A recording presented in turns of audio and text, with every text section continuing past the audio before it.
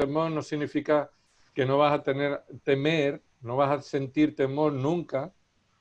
No está enseñando eso, sino más bien lo que está enseñando es que vas a vivir sin temor, sin un temor que te paraliza y que se queda en tu vida, ¿no? Que se mantiene en tu vida. El creyente y aquel que se refugia en el Señor, aunque vive momentos de temores, pero no sufrirá el temor como un elemento paralizante o un elemento que perdura en su vida, sino que podremos vivir sin temor, sabiendo que el futuro está en las manos del Señor. Y este salmo, muchos salmos, y este en especial, el pueblo de Israel alababa al Señor porque el sufrimiento que ellos les hacía temer era un sufrimiento frente a los enemigos de las naciones impías. Así que cuando leemos este salmo, vamos a ver que hay un tono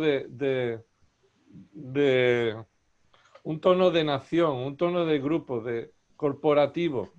Es decir, son experiencias que todos estamos sufriendo y experiencias que todos estamos recibiendo la bendición de no estar temerosos porque el Señor está con nosotros. Así que el tono de este salmo es un tono corporativo. Si lo lees tú por la mañana, lo puedes hacer personal para ti. Pero este salmo podemos trasladarlo a día de hoy, que la iglesia, el conjunto de los creyentes, tenemos una misma esperanza.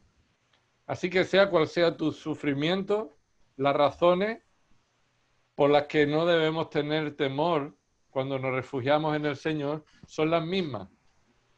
Las mismas que cada uno de nosotros en nuestra familia, en nuestras circunstancias, podemos vivir sin temor, son las mismas razones. Así que vamos a leer el Salmo y podéis observar, cuando leamos el Salmo, que hay una agrupación de tres párrafos, y se dividen con esa palabra Selah. ¿La veis por ahí en vuestra Biblia? Esa palabra Selah está dividiendo esta canción en tres ideas principales. La palabra Selah posiblemente es como un momento, un interludio de música que invita a meditar de lo que ha estado cantando en los versículos anteriores. Así que hay una pausa en la canción, una estrofa, podríamos decir, donde la música continúa, pero el pueblo o el creyente que está cantando está meditando en lo que acaba de decir y posiblemente preparando su corazón a lo que viene a continuación. Así que vemos estas tres estrofas y dice así, Salmo 46, 1. Dios es nuestro amparo, nuestro refugio y fortaleza, nuestro pronto auxilio en las tribulaciones.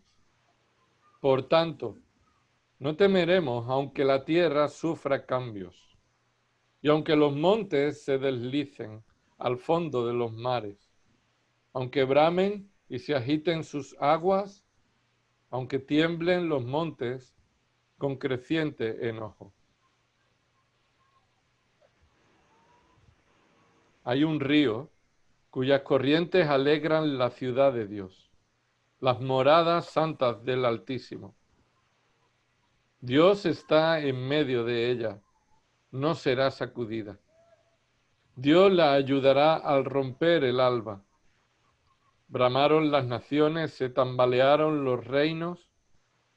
Dio él su voz y la tierra se derritió. El Señor de los ejércitos está con nosotros. Nuestro baluarte es el Dios de Jacob. Venid, contemplad las obras del Señor, que ha hecho asolamientos en la tierra, que hace cesar las guerras hasta los confines de la tierra. Quiebra el arco y parte la lanza y quema los carros en el fuego. Estad quietos y sabed que yo soy Dios. Exaltado seré entre las naciones, exaltado seré en la tierra. El Señor de los ejércitos está con nosotros. Nuestro baluarte es el Dios de Jacob.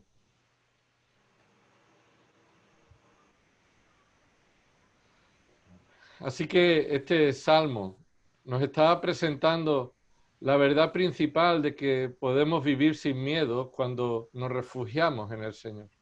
Y de alguna manera esta verdad conlleva una idea condicional, una idea condicional. Y la condición es que mientras el Señor es tu refugio, no tienes razones para tener miedo.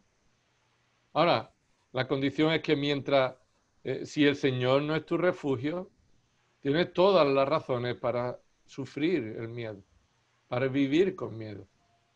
La cuestión es, ¿cómo consideras al Señor? ¿O en quién te refugias cuando tienes temor? Sin duda esta idea de refugio nos muestra un lugar seguro, ¿verdad? Un refugio puede ser un lugar donde en la nieve aquellos que están haciendo travesías largas y ya no pueden soportar más el cansancio y el frío, la nieve y corren peligro de desmayarse y morir congelados, encuentran un lugar donde estar caliente y protegerse. Los refugios pueden ser en lugares montañosos, los refugios pueden ser en desiertos desolados, lugares donde podemos estar seguros. O refugio puede ser una ciudad alta, fortificada, un lugar alto donde el enemigo no llega. Así que el Salmo está hablando de que el Señor es nuestro refugio. Y quiero presentaros estas tres ideas que están en este Salmo y ver también algunas aplicaciones y temas de oración de cómo podemos orar conforme a lo que el Salmo nos enseña. El primer párrafo está, o la primera estrofa que tenemos, Apaga ahí el audio. sería el versículo del 1 al 3. Versículo del 1 al 3 dice de nuevo: Dios es nuestro refugio y fortaleza, nuestro pronto auxilio en las tribulaciones. Por tanto, no temeremos, aunque la tierra sufra cambio y aunque los montes se deslicen al fondo de los mares, aunque bramen y se agiten sus aguas, aunque tiemblen los montes con creciente enojo. Este primer párrafo nos dice esta enseñanza. La enseñanza de que ningún peligro me hará temer si reconozco al Señor como mi refugio y fortaleza. Eso es lo que nos está enseñando estos tres versículos. Ningún peligro me hará temer si reconozco al Señor como mi refugio y fortaleza. Y quiero llamar la atención en algunos detalles de estos tres versículos. En primer lugar, como la importancia de la teología. Todo creyente es un teológico, es un teólogo. Todo creyente es alguien que está conociendo a Dios.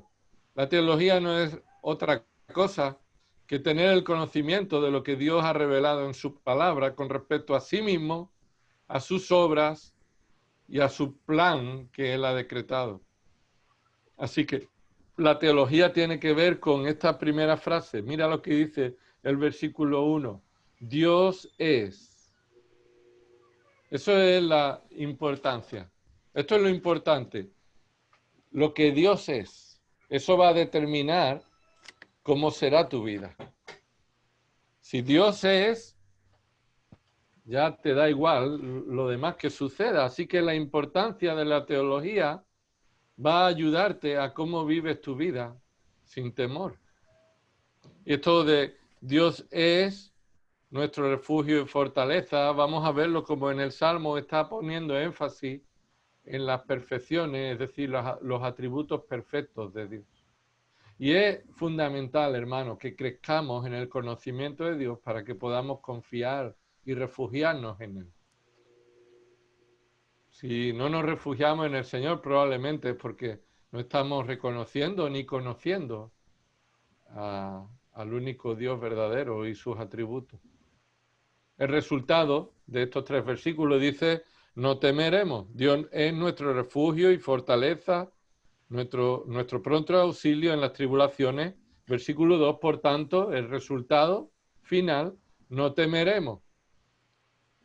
Y hemos dicho antes, podemos tener miedo en algún momento, pero cuando reconoces de nuevo que Dios es tu fortaleza, eso trae el resultado de no temeremos. Puede que muera, pero no tengo temor porque sé cuál es el resultado de la muerte. Y puede que mi familia muera, o puede que resulte un mal, pero no temeré porque sé que Dios para los que aman lleva a buen fin, para un buen propósito, todas las cosas que suceden en su vida. Así que no temeré, en definitiva. Y versículos 2 y 3, quiero que observe estas palabras que se repiten, este contexto en el que sucede la confianza. Es decir, Dios es nuestro amparo y fortaleza, por tanto no temeremos porque la tierra no sufrirá cambio. Mira lo que dice el versículo 2. Lo dice así. Porque la tierra no sufrirá cambio. Y los montes no se deslizarán al fondo de los mares. Porque las aguas no bramarán ni se agitarán. Y porque los montes no temblarán con creciente enojo. Sabemos que eso no es lo que dice el Salmo. Pero nosotros a veces ponemos nuestra confianza en que no temeremos porque el Señor no va a permitir lo malo. No temeremos y confiamos en el Señor porque entonces el Señor no va a permitir la enfermedad. Y ponemos nuestra confianza en que Dios no permita lo que nosotros no queremos que suceda. No, el Salmo está diciendo que nuestra confianza y el resultado de tener al Señor como refugio es que no temeremos aunque sucedan todos los males que no queremos. Aunque, y esa palabra aunque nos muestra que cuando confiamos en el Señor y no tememos, eso significa que confiamos en su providencia. Confiamos en que todo lo que sucede, aún lo malo, como por ejemplo la tierra sufra cambio, esto significa un terremoto o un gran cambio geológico del cual nadie nos puede librar, pues aunque eso suceda y el resto de personas digan, oh Dios, ¿por qué permite esto? Pues aunque yo sé que Dios lo permite y aunque eso suceda, eso no pondrá temor en mi corazón. Así que confiar en el Señor no tiene condición. Es decir, no se refiere a confiar en el Señor que sucederá lo que tú esperas que suceda. Y muchos temas de oraciones nuestros tienen que ver con esto. Oramos al Señor, pero sabemos que nuestra oración debe someterse a su voluntad. Así que no oramos y esperamos que Dios haga lo que le pedimos, sino que nuestra confianza y nuestra falta de temor no se va a ver afectado aunque sucedan, aunque me quede sin trabajo, aunque el Señor me quite lo que más amo, o aunque suceda lo que no quiero que llegue a mi vida, el Señor es mi refugio y no temeré. ¿Qué tipo de aplicación puede darse en este principio que se nos enseña? Bueno, es evidente, es claro. Confía solo en Dios frente a toda preocupación. Confía solo en Dios frente a toda preocupación. Eso es lo que el pueblo aquí estaba diciendo en general y es lo que nosotros debemos aplicar a nuestra vida. Confía solo en Dios. Es decir, reconoce solo que Dios es tu refugio ante cualquier preocupación o peligro que suceda y que venga a tu vida.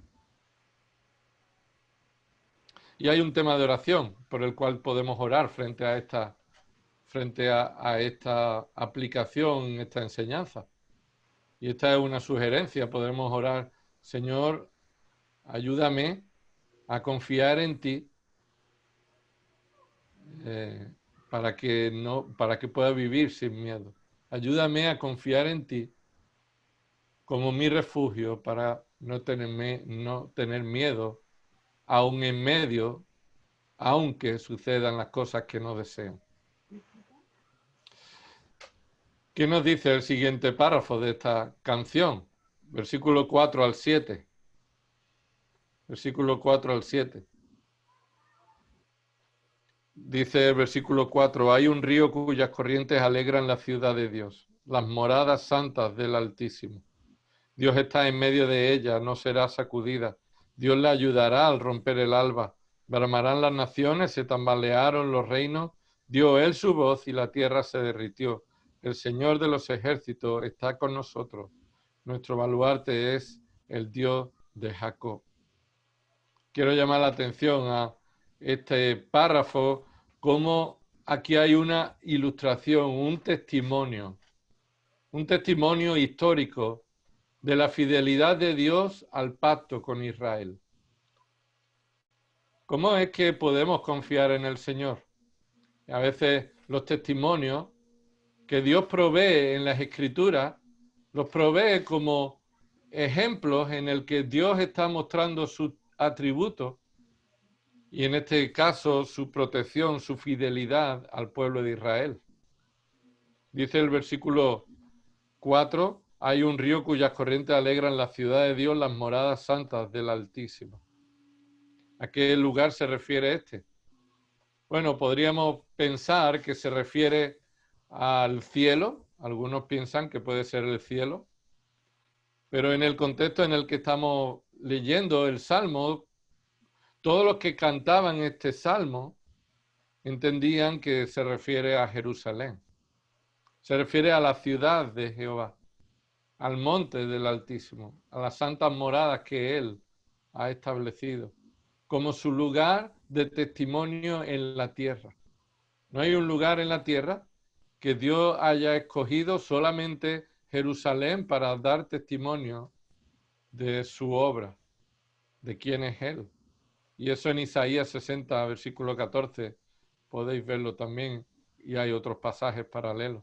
Así que estos 4 versículos, del 4 al 7, el cántico, Israel está recordando el testimonio que Dios ha mostrado de fidelidad al pacto que Él estableció con Israel. Así que esa es la actuación que Dios se ve. Los verbos que aquí se presentan, la mayoría de ellos tienen que ver con el cuidado de Dios, con la ayuda de Dios. Sin duda, este río cuyas corrientes alegran la ciudad tiene que ver con las bendiciones que provienen del Dios de Israel. Versículo 5, Dios está en medio de ella. Así que su presencia en medio de este pueblo, sin duda un pueblo pecador, pero el Dios que está en medio de ellos sigue siendo fiel. Mira, los pueblos han desaparecido. Los pueblos han desaparecido, pero el Dios que está en medio de Israel mostró su fidelidad al pacto, no destruyendo del todo a Israel. Dice el versículo 5, Dios la ayudará al romper el alba. Esto es, cuando pasa la noche y probablemente sea el momento para el ataque de los enemigos, Dios en un nuevo día va a proveer de ayuda para el pueblo. Versículo 6, bramaron las naciones, se tambalearon los reinos. No está muy claro si lo que el salmista está diciendo es que las naciones se mueven contra el pueblo de Israel, o aquí se muestra cómo los pueblos desaparecen. Los pueblos se pelean unos con otros y en esa pelea algunos de ellos tambalean y desaparecen. Lo que sí está claro es que a día de hoy Israel sigue estando presente. Y como pueblo en la tierra, ¿verdad? En cambio, muchos pueblos que fueron mayores que ellos desaparecieron. Solamente quedan los vestigios de esos imperios grandes. Así que cuando el Señor ha sido el refugio, el baluarte. Esa palabra baluarte es un refugio alto, un lugar en una posición alta donde es difícil que los enemigos lleguen, el lugar más seguro. Cuando el Señor ha sido esto en Israel, no vemos que Israel lo merezca, sino vemos que el Señor ha mostrado fidelidad al pacto que hizo con Abraham. En este contexto, versículo 7, los que están hablando aquí reconocen que el Dios que es su baluarte es el Dios de Jacob. Y cuando tú ves en la Escritura, en el Antiguo Testamento, alguna referencia de Dios junto a alguna persona, es decir, el Dios de Jacob, el Dios de Isaac, el Dios de Abraham, lo que eso está resaltando es que es el Dios del pacto que Él por gracia estableció con su pueblo Israel. Así que tenemos un testimonio. Podemos volver la vista atrás. Y a veces nosotros nos movemos por testimonio. Y en un sentido, Dios nos provee de esos testimonios que necesitamos. Oye, mira, me he comprado este producto y a nosotros nos está viniendo estupendamente. Y a lo mejor tú dices, ah, sí, y te interesa, ¿verdad? Y en ocasiones el testimonio de otras personas frente a aquello que han comprado o en aquello que están confiando, te ayuda a confiar. Así que este salmo nos dice que hay un testimonio de la fidelidad de Dios por el cual el pueblo de Israel, aunque sufrió, no teme el abandono de Dios. Dios no lo va a abandonar porque Dios es fiel. Así que tenemos una aplicación en este sentido. Recuerda la fidelidad de Dios a su pacto en Cristo. Porque sin duda nosotros no dependemos del pacto que Dios estableció con Abraham. Ahora somos beneficiarios del pacto que Dios hizo con Abraham. Cristo cumplió el pacto. Cristo es el que trae las bendiciones definitivas del pacto que Dios hizo con Abraham. Y en Cristo hemos recibido un nuevo pacto en su sangre. Y todos los domingos recordamos esto. Lo que está diciendo es que Dios hizo el pacto, Dios confirma y es fiel con el pacto y Dios cumplió el pacto en Cristo. Así que en nuestra vida no necesitamos esperar lo que sucederá en el futuro, esperando un Mesías como estos del Salmo 46 esperaban todavía un Mesías que había de venir. No, lo nuestro es mirar hacia atrás, es recordar la fidelidad que Dios mantiene porque Él no cambia en sus atributos al pacto que en Cristo hemos recibido. Y si Dios, siendo enemigo suyo, nos dio a Cristo, a su Hijo, no lo escatimó, la pregunta de Romanos 8 es, ¿cómo no nos dará también con Él? ¿Cuántas cosas? Todas las cosas, ¿verdad? Así que Dios es fiel para cumplir su pacto en tu vida. Si tú eres de Cristo, si Cristo es tu Salvador y tu Señor, no tienes razón para temer. Lo cual Dios es fiel para cumplir su pacto. No tienes razón para temer, no el sufrimiento en esta tierra, sino que no hay nada que te separará del amor de Cristo. Tribulación, angustia, peligro, persecución, hambre, espada. Pues sabemos que somos en Cristo Jesús, somos más que vencedores. Así que, ¿por qué he de temer si Cristo es mi baluarte y mi escudo? ¿Cómo podríamos orar ante esto? Esta sería una propuesta de de oración. Señor, te alabo por tu poder absoluto, por tu poder absoluto. Y Señor, te doy las gracias por tu pacto de fidelidad y gracia con nosotros. Tú eres fiel y vas a cumplir el pacto que has establecido con nosotros, lo cual te glorificamos y confiamos y recordamos y descansamos en el refugio que es nuestro Señor. Por último, este salmo termina con los versículos del 8 al 11. Venid, contemplad las obras del Señor, que ha hecho asolamientos en la tierra, que hace cesar las guerras hasta los confines de la tierra, quiebra el arco, parte la lanza y quema los carros en el fuego. Estad quietos y sabed que yo soy Dios. Exaltado seré entre las naciones, exaltado seré en la tierra. El Señor de los ejércitos está con nosotros. Nuestro baluarte es el Dios de Jacob. Este cántico termina con una invitación, y esta es la enseñanza de estos 4 versículos. La invitación a meditar y tener convicciones correctas. Invitación a meditar y tener convicciones correctas. El Salmo nos lleva, es una invitación, termina invitando, diciendo, haciendo un llamado, versículo 8, venid, contemplad, versículo 10, estad quietos y sabed.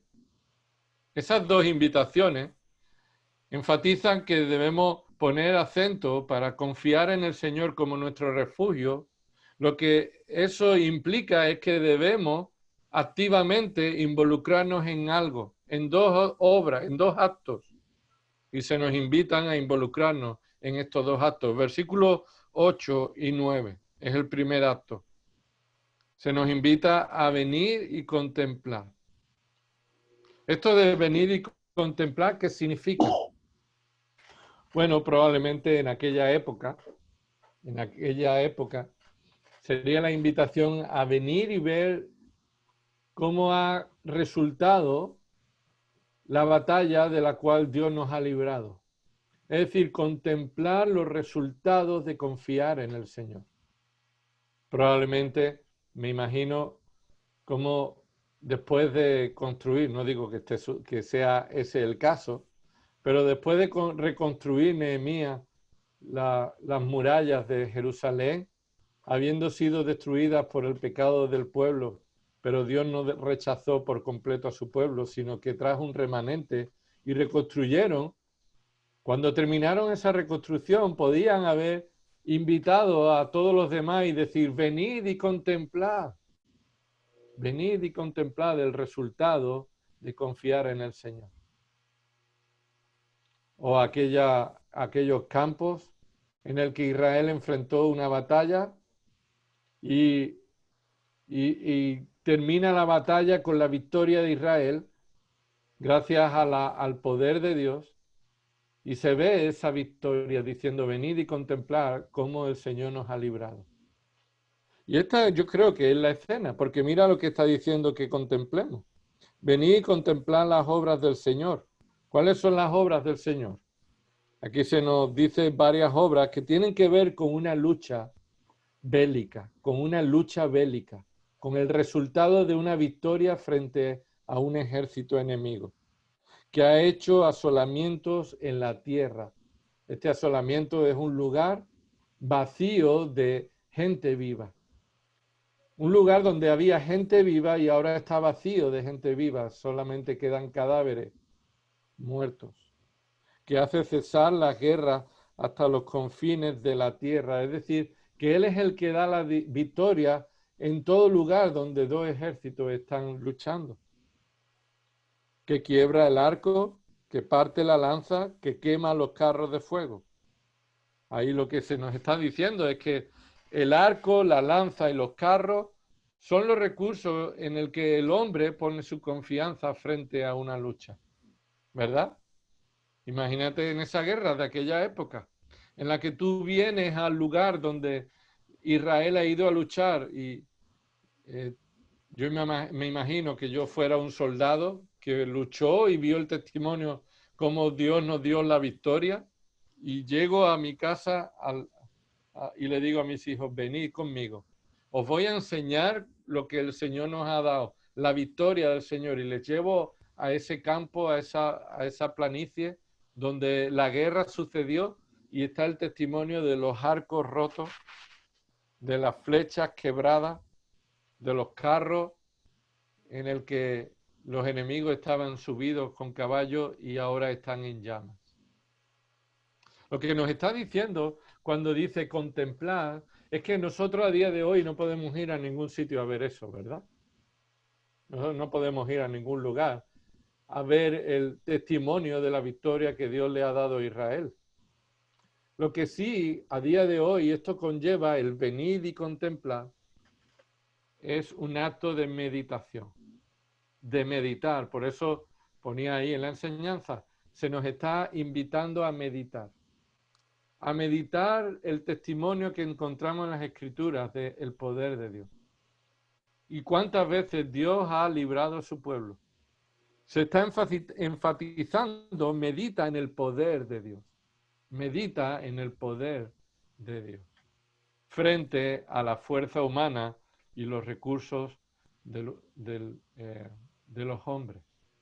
Versículo 10, otra invitación, es que se nos llama a tener convicciones correctas. Sí, mira lo que dice ahí, versículo 10. Está quieto y sabed. Y hay varias cosas que deben saberse ahí. Pero antes de entrar a ver qué es lo que debemos saber, ¿qué significa estar quieto y saber? No se nos está invitando a ser pasivos. No se nos está invitando a que confiar en el Señor significa que no hagamos nada, sino más bien lo que significa esas dos acciones juntas, estar quieto y saber, es que nuestros actos deben de estar en consonancia con nuestras convicciones. Lo que yo hago, estar quieto o moverme, tiene que estar de acuerdo con lo que yo sé o dejo de saber. Estar quieto y saber. Unid esas dos cosas, vuestras acciones junto con aquello que sabéis, con vuestras convicciones. A veces esto es muy importante. Queremos que personas se comporten de alguna manera concreta. Y ponemos el énfasis, y lo más cercano posiblemente sea con nuestros propios hijos. Queremos que ellos tengan una conducta concreta. Queremos que estén quietos o que se muevan, ¿verdad? Vamos a simplificar todas las acciones de su vida con estar quietos o con moverse. Pero ignoramos que el fundamento de nuestras acciones nace de una convicción que está en nuestro corazón. Lo que tú hagas o dejes de hacer va a depender de lo que tú sepas o dejes de saber. Y por eso esto es fundamental. El Salmo termina dándonos una invitación a decir, bueno, medita en el poder de Dios, pero después de meditar, toma una convicción y actúa conforme a esa convicción. ¿Y cuál es la convicción? Lo podríamos resumir como lo he puesto ahí en el gráfico. La convicción correcta que tiene que ver con quién es Dios y quiénes somos nosotros. Cuando tú sabes cómo es Dios, debes de tomar una convicción correcta de quién es Dios, lo cual te va a llevar a una acción, a una manera de actuar en tu vida de acuerdo con quién es Dios y también con quiénes somos nosotros. Porque el salmista dice, está quieto, después de haber dicho, medita en el poder de Dios. Bueno, esto podría ser así como parecido a que yo voy con Lucas por un campo. Imaginaos que estamos en un lugar en el mundo donde hay tornados, allí en Estados Unidos, ¿no? Y voy con Lucas paseando y de repente un tornado se origina delante de nosotros.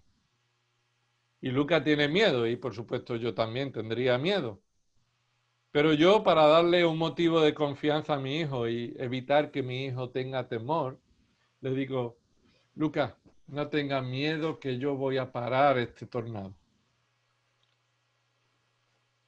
Mi hijo no va a estarse quieto ahí conmigo, ¿verdad? Yo podría decirle, estate quieto, porque yo voy a detener este tornado. Sabe, Lucas, que yo no tengo poder para parar el tornado y sería una necedad que mi hijo se quedara quieto. No sé si me estoy explicando. La quietud de mi hijo frente al peligro tiene mucho que ver con lo que mi hijo sabe de mi poder frente al tornado. Ahora, eh, si sabemos que estamos en el peligro de un ascensor en el que se está averiando, y yo le digo a Luca, Luca, estate quieto porque yo voy a arreglar esta avería del ascensor. Probablemente lo que Luca sabe de mí, que he estado durante muchos años siendo técnico de ascensores, mi capacidad es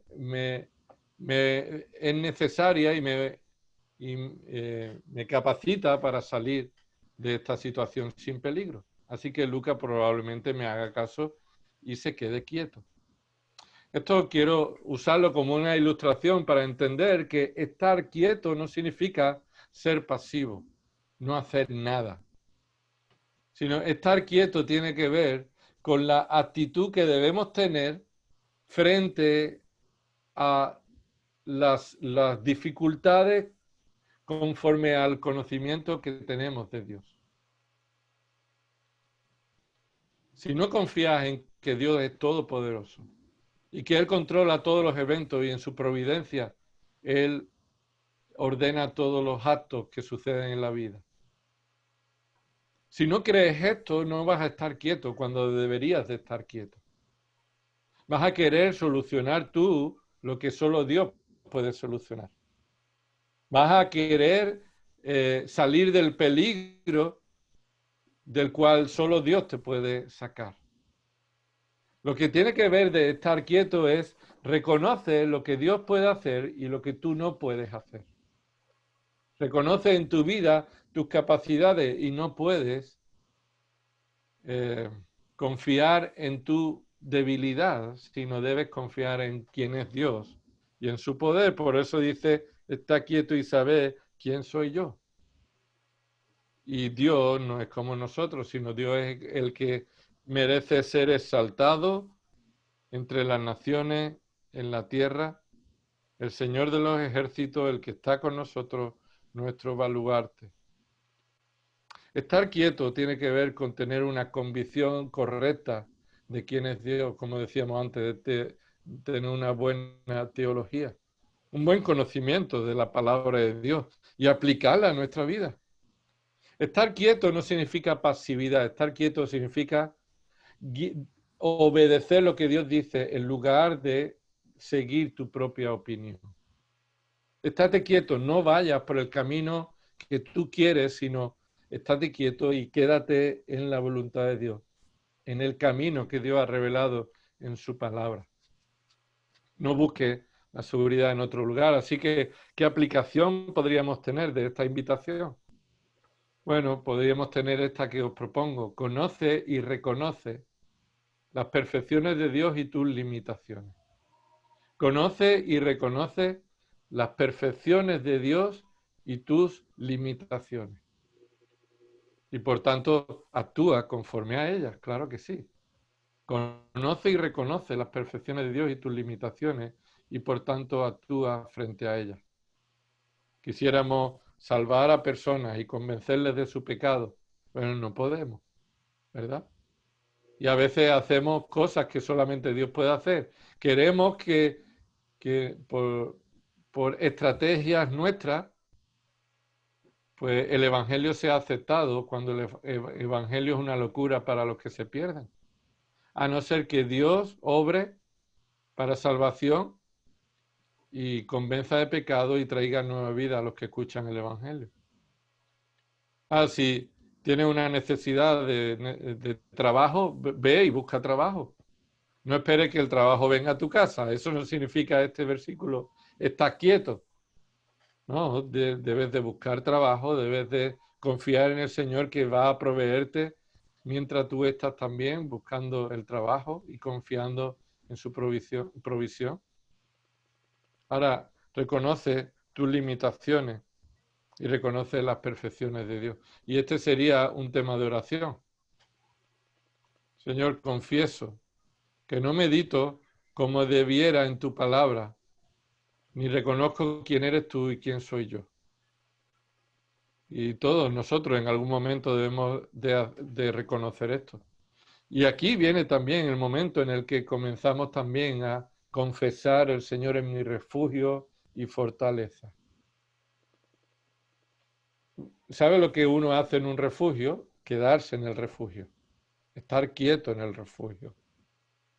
¿Sabes qué hace una persona que confía en su autosuficiencia y menosprecia el refugio? Sale del refugio y se resguarda en sus propias provisiones y sabiduría. Y tenemos que orar: Señor, confieso que no medito como debiera en tu palabra y me faltan convicciones bíblicas para actuar conforme a tu voluntad. Y dejar de luchar, querer yo arreglar las cosas por mí mismo. Ahí tenemos 4 tipos de oraciones. Señor, ayúdame a confiar en ti para no tener miedo. Señor, te alabo por tu poder absoluto. Señor, te doy gracias por tu fidelidad y tu pacto de gracia en Cristo Jesús. Y Señor, confieso mi pecado de no meditar como debiera en tu palabra y no tener convicciones correctas de quién eres tú y quién soy yo. Yo invitaría a los varones que pudiéramos tener un tiempo de oración sobre estos temas que este Salmo 46 nos invitan a considerar y resguardarnos en el Señor para vivir sin temor. Para vivir sin temor. Tenemos un tiempo de oración.